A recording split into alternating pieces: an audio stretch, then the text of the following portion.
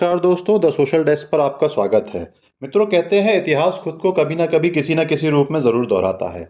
आज के परिप्रेक्ष्य में मुझे एक ऐसा प्रसंग याद आता है जब पृथ्वीराज चौहान महोबा पर बार-बार आक्रमण करते हैं पर सफल नहीं होते हैं। तब युद्धभूमि में आल्हा उदल उनके सेनापति चामुंडा राय को ललकारते हुए कहते हैं कि जाके कह देना पृथ्वीराज चौहान से, पूरी कचौरी झान न मिले हैं 12 मास चले तलवार। दोस्तों, कहने का अर्थ ये है कि वो कहते हैं कि जो तुम बार-बार यहाँ लेने आ रहे हो वो तुम्हें कभी नहीं मिलेगा। यहाँ सिर्फ युद्ध होता है और युद्ध में किसी तरह की कोई रियायत नहीं मिलती है। आज भारत भी प्रधानमंत्री नरेंद्र मोदी के नेतृत्व में मानो ऐसा ही संदेश अमेरिका को दे रहा है। दोस्तों, आज की वीडियो में हम डिस्कस करने वाले हैं कि 50% जो टैरिफ ट्रंप ने भारत पर लगाया है उसका भारतीय अर्थव्यवस्था पर क्या प्रभाव पड़ने वाला है और भारत रिटेलिटरी एक्शन के रूप में क्या कदम उठाने जा रहा है।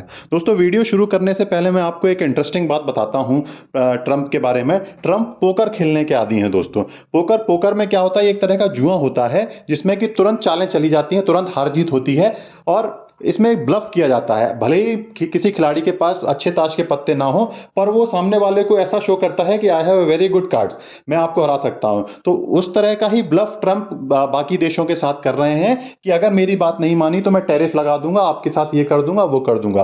पर वो शायद भूल गए हैं कि भारत की गद्दी पर एक बहुत ही खतरनाक व्यक्ति विराजमान है जिसका नाम नरेंद्र मोदी है, जो इस तरह की गीदड़ भपकियों को एंटरटेन कभी नहीं करता है। हम समझदार होते तो वो पाकिस्तान के केस से कुछ सीख ले लेते। पाकिस्तान जैसे कि बार बार भारत को गीदड़ भपकी दे रहा था न्यूक्लियर अटैक की, जिसका कि भारतीय सेना ने बहुत मुंहतोड़ जवाब दिया और पाकिस्तान के नूर खान एयरबेस को ही तबाह करके रख दिया। गीदड़ भपकी भी खत्म, पाकिस्तान का मसला भी खत्म। दोस्तों, अब सवाल उठता है कि अचानक से ट्रंप जो बार बार ये कह रहे थे कि we are very close to make a deal with India, अचानक से उनके स्वर कैसे बदल गए और अब तो ट्रंप ने ये तक कह दिया कि हम भारत से किसी तरह की कोई ट्रेड डील पर बात नहीं करने वाले हैं। तो इसके पीछे कारण क्या है? जानकार कह रहे हैं कि इसके पीछे रशियन ऑयल कारण है, पर आपको बता दूं रशियन ऑयल इसके पीछे कोई कारण नहीं है। भारत, मैं आपको एक एग्जांपल देता हूं, अगर भारत आज रशिया से ये कह दे कि हम आपका ऑयल परचेस नहीं करेंगे तो क्या रूस और यूक्रेन का युद्ध रुक जाएगा? दोस्तों, भारत 50 बार रशिया से ऑयल ना खरीदे, इसका रूस और यूक्रेन के युद्ध पर कोई असर नहीं पड़ने वाला है, क्योंकि रशियन इकोनॉमी सेल्फ सफिशिएंट है, उसको बाहर से किसी की जरूरत नहीं है। उसके पास इतने इतने ऊर्जा के भंडार हैं कि वो उनको निर्यात करके अपना काम चला लेगा। और तो और आपको बता दूं कि अब रशियन ऑयल इतना सस्ता नहीं रहा। भारत अब बड़ी मात्रा में रशियन ऑयल का आयात नहीं कर रहा है। मात्र 1 या 2 डॉलर प्रति बैरल का अंतर रह गया है और भारत अब स्पॉट बेसिस पे ऑयल खरीदने लगा है। मतलब जब वो खरीदारी कर रहा है उस समय पर किस देश से क्या रेट मिल रहा है उसके हिसाब से भारत अपने ऑयल के आयात को निर्धारित कर रहा है। तो ये बात तो साफ है कि रशियन ऑयल सिर्फ एक बहाना है ट्रंप की खींच के पीछे। ट्रंप का जो ट्रिगर पॉइंट है वो कुछ और है। 2-3 ट्रिगर पॉइंट है दोस्तों, मैं आपको समझाता हूं। पहला ट्रिगर पॉइंट ये था कि जब प्राइम मिनिस्टर मोदी ने भरी संसद में ये खुलेआम कह दिया था कि किसी तीसरे देश ने भारत और पाकिस्तान के युद्ध में मध्यस्थता नहीं की। और तो और उन्होंने ये तक कह दिया कि जेडी वेंस मुझे उस समय फोन कर रहे थे पर मैं अपनी सेना के साथ मीटिंग में बिजी था, तो मैं 4 घंटे बाद उनको कॉल बैक कर पाया। पर ट्रंप तो भारत पाकिस्तान युद्ध का के सीज फायर का श्रेय लेते फिर रहे हैं। लगभग 25 यानी 28 बार वो पूरी दुनिया के सामने कह चुके हैं। इवन अभी भी कहते जा रहे हैं। इतनी मोटी चमड़ी है ट्रंप की कि वो अभी भी मानने को तैयार नहीं है। अभी भी वो कह रहे हैं कि भारत और पाकिस्तान के युद्ध में सीज फायर उन्होंने करवाया था। दोस्तों, ट्रंप को लग रहा था कि प्राइम मिनिस्टर मोदी दबाव में ये सब खुलासे कभी नहीं करेंगे, पब्लिकली कभी नहीं बोलेंगे कि ट्रंप ने इसका सीज फायर नहीं करवाया था। परंतु इस घटना के बाद से ही ट्रंप की नज़र भारत की ओर तिरछी होने लगी और उन्होंने सीधे उल्टे सीधे बयान भारत के खिलाफ देना शुरू कर दिया। इसके बाद दूसरा ट्रिगर पॉइंट आता है जब अमेरिका ने ब्राजील पर 39% का टैरिफ ठोक दिया और बड़े एटीट्यूड के साथ ट्रंप ने कहा कि अगर लूला, जो वहां के प्राइम मिनिस्टर या प्रेसिडेंट जो भी है, वो टैरिफ पर बात करना चाहे तो वो मुझे कॉल कर सकते हैं। दोस्तों, इतने बड़े देश का राष्ट्राध्यक्ष इस तरह से लफंगों की तरह बातें कर रहा है कि अगर अगर कंसेशन चाहिए तो कॉल मी, इस तरह से बातें कर रहा है, तो ये बात ब्राजील के प्राइम मिनिस्टर या प्रेसिडेंट जो भी हैं उनको पसंद नहीं आई। उन्होंने भी ट्रंप की घनघोर बेइज्जती करते हुए ये कह दिया कि अगर मुझे बात करना ही होगी तो मैं ट्रंप को फोन क्यों करूंगा, मैं प्राइम मिनिस्टर नरेंद्र मोदी को फोन करूंगा। इसके बाद तो मानो ट्रंप को मुंह छुपाने के लिए जगह नहीं मिल रही है। इतनी बेइज्जती ट्रंप की शायद खुलेआम किसी एक छोटे से देश ने कभी नहीं की होगी। इसके बाद दोस्तों ट्रंप एक खिसियानी बिल्ली की तरह बाहर आते हैं, सामने निकलते हैं और ब्राज़ील की सज़ा भारत को देकर 50% का टैरिफ ठोक देते हैं। परंतु दोस्तों कहते हैं ना कि किसी को इतना मत डराओ कि उसका डर खत्म हो जाए। दुनिया भर के देशों की यही स्थिति है आज। वे अपना नुकसान करने के लिए मानसिक रूप से धीरे धीरे तैयार हो चुके हैं। ट्रंप जो भी टैरिफ लगाने वाले हैं उससे जो भी नुकसान होने वाला है देशों को, उसके लिए जो देश हैं वो मेंटली प्रिपेयर हो चुके हैं। पर ट्रंप जैसे मूर्ख को एंटरटेन करने में किसी भी राष्ट्राध्यक्ष की कोई दिलचस्पी नहीं है। और तो और ट्रंप से बात करने में जो बड़े बड़े राष्ट्राध्यक्ष हैं वो अपनी बेइज्जती महसूस करने लगे हैं। इसके बाद दोस्तों कल शाम एक बड़ा डेवलपमेंट हुआ। प्राइम मिनिस्टर नरेंद्र मोदी की राष्ट्रपति पुतिन से फोन पर बात हुई है, जिसमें पुतिन ने यूक्रेन पर मोदी जी को अपडेट दिया है। माना जा रहा है कि रूस की जो अमेरिका के साथ यूएई में मीटिंग होने वाली है उसमें यूक्रेन पर रूस के स्टैंड को पुतिन ने भारत के साथ डिस्कस कर लिया है। मोदी जी ने इस साल के आखिरी में पुतिन को भारत के आने का न्योता भी दिया है। ऐसा ये पूरी जानकारी प्राइम मिनिस्टर मोदी ने एक ट्वीट के माध्यम से देशवासियों को दी है। इसके अलावा दोस्तों चीन से भी भारत की बातचीत जारी है, एक सकारात्मक बातचीत जारी है और इस महीने के अंत में नरेंद्र मोदी चाइना का दौरा कर सकते हैं। इसके अलावा प्राइम मिनिस्टर मोदी की कई अन्य राष्ट्राध्यक्षों से भी बातचीत चल रही है, ट्रेड को बढ़ाने के लिए बातचीत चल रही है। ऐसा लग रहा है मानो दुनिया प्राइम मिनिस्टर मोदी के पीछे लामबंद हो रही है।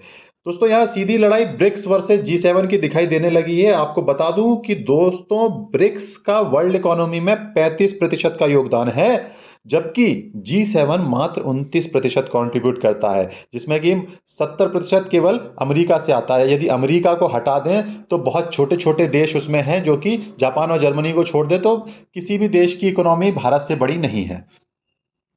दोस्तों अब ऐसा लग रहा है कि मानो ट्रंप के टैरिफ से परेशान होकर देश भारत के नेतृत्व में ट्रंप के खिलाफ इस लड़ाई में एकजुट हो रहे हैं।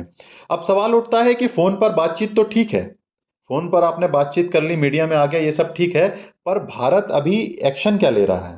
ट्रंप ने तो 50% का टैरिफ ठोक दिया, जो 25% लागू हो गया है और इस महीने के अंत में 25% और लागू हो जाएगा, जिससे कि इसमें कोई दो राय नहीं है कि भारत की इकोनॉमी पर बहुत ज़्यादा बुरा असर पड़ने वाला है। बताया जा रहा है लगभग 15 से 20 बिलियन डॉलर का नुकसान होगा और लगभग 0.5 से 1% तक जीडीपी हिट करेगी। परंतु भारत ने भी दोस्तों अपने पत्ते खोलना शुरू कर दिया है। सबसे पहले भारत ने F-35 फाइटर जेट की डील को रोक दिया है। आपको बता दूं कि भले ही ये फाइटर जेट बहुत महंगा है, पर इसमें कोई दो राय नहीं है कि अमेरिकी जो फाइटर जेट हैं वो गुणवत्ता में बहुत अच्छे होते हैं। भारत शायद इस फाइटर जेट की कुछ स्क्वाड्रंस खरीदने पर विचार कर रहा था और उसको खरीदना भी चाहिए, परंतु ट्रंप के इस बर्ताव ने जो रायता फैलाया है उसके बाद भारत ने F-35 फाइटर जेट की जो डील है उसको ठंडे बस्ते में डाल दिया है। दूसरी डील जो भारत ने 3.5 बिलियन डॉलर की कैंसिल की है वो है बोइंग जेट की। भारत अपनी नेवी के लिए 6 एयरक्राफ्ट बोइंग एयरक्राफ्ट खरीदने वाला था, जिसको कि ऑफिशियली उन्होंने पॉज कर दिया है। बताया जा रहा है कि ये बहुत महंगी हो चुकी है डील और कुछ तकनीकी कारणों से हम इस पर अभी निर्णय नहीं ले सकते हैं और इस पर पॉज लगा दिया गया है। इसके बाद दोस्तों कल क्या होता है कि रॉयटर्स में एक खबर छपती है कि भारत ने अमेरिका से जो रक्षा उपकरण खरीदने वाला था उस पर पॉज लगा दिया है या भारत ने उसको कैंसिल कर दिया है। रॉयटर्स ने यह कहा कि उन्होंने इस खबर को छापने से पहले भारतीय सरकार के 3 बड़े अधिकारियों से इसको कंफर्म किया था। पर शाम होते होते क्या हुआ कि मिनिस्ट्री ऑफ एक्सटर्नल अफेयर्स ने इस खबर का खंडन कर दिया। तो अब सवाल उठता है कि क्या भारत ने इस खबर को मैसेजिंग के तौर पर छपवाया था और बाद में इंटेंशनली इस पर यू टर्न ले लिया? ये खबर कभी भी सही हो सकती है, ऐसा कि भारत ने एक मैसेज अमेरिका को दिया है, यानी भारत बताना चाह रहा है कि जरूरी नहीं है कि हमको ही आपको जरूरत है, आपको भी हमारी जरूरत है। दोस्तों आपको बता दूं कि ब्रिक्स देश जो हैं लगभग 200 बिलियन डॉलर का आयात यूएसए से करते हैं, जबकि 600 बिलियन का निर्यात अमेरिका को करते हैं। तो हम कह सकते हैं कि ट्रेड डेफिसिट है भाई, आप हमसे कम सामान खरीद रहे हैं, हम आपसे ज़्यादा सामान खरीद रहे हैं। तो साफ बात यह है कि आप किसी और विकसित देश से ये माल खरीद कर देख लीजिए, आपकी ही जनता आप पर जूतम पैजार ना कर दे तो कहना। दरअसल ब्रिक्स देश जो हैं, जो माल यूएसए को भेजते हैं वो बहुत सस्ता होता है, जिससे अमेरिका में महंगाई काबू में रहती है। यदि ये सामान ही यूएसए ना पहुंचे तो वहां महंगाई आसमान छूने लगेगी। दोस्तों तो अब ये बात तय है कि जब तक ट्रंप अमेरिका की गद्दी पर बैठे हैं तब तक भारत के लिए ये सिरदर्द ही बना रहेगा। परंतु ट्रंप की इन हरकतों से भारत कि एक भारत का एक डिलेमा भी दूर हो गया है। वो ये कि रूस से हमें अपने संबंध कभी नहीं बिगाड़ने हैं। रूस हर बार भारत का टाइम टेस्टेड पार्टनर साबित हुआ है। रशियंस ट्रस्टवर्दी हैं, पर ये एक बार पुनः साबित हो गया है कि आप अमेरिका पर भरोसा नहीं कर सकते हैं। एक और बात कि भारत चाइना आपस में भले ही उलझे हों, पर दुनिया को समझ में आ गया है कि ज़रूरत पड़ने पर ये देश आपस में कॉपरेशन बढ़ा सकते हैं। पर ये बात भी सब जानते हैं कि चाइना भी कोई भरोसेमंद साथी नहीं है। पर भारत को परिस्थिति के अनुसार चीन का लिवरेज मिल रहा है, तो उसका लाभ उठाना भारत को ज़रूर चाहिए। इसके अतिरिक्त भारत दुनिया भर में अपने सामान के लिए नए बायर्स की तलाश कर रहा है। अमेरिका में जो नुकसान होगा, उसकी भरपाई के लिए भारत ने अपनी कोशिशें तेज कर दी हैं। गल्फ कंट्रीज, यूरोपियन कंट्रीज के साथ कॉपरेशन बढ़ाने के लिए सरकार तेजी से प्रयास कर रही है, ताकि अमेरिका का जो डेंट है उसको झेला जा सके। आगे दोस्तों देखना दिलचस्प होगा कि ट्रंप और पुतिन की मुलाकात में क्या निकल कर आता है। यदि यूक्रेन पर सहमति बन जाती है तो ये भारत के लिए भी एक अच्छी खबर होगी, क्योंकि फिर शायद अमेरिका और यूरोपियन यूनियन के पास ये रीज़न नहीं रहेगा कि भारत रशिया यूक्रेन वॉर को फंडिंग कर रहा है। पर दोस्तों ट्रंप तो ट्रंप है।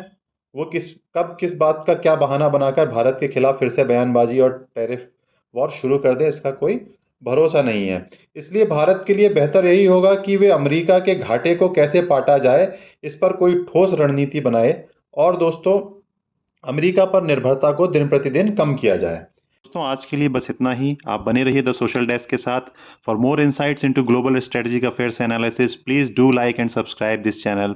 Thank you very much. See you soon.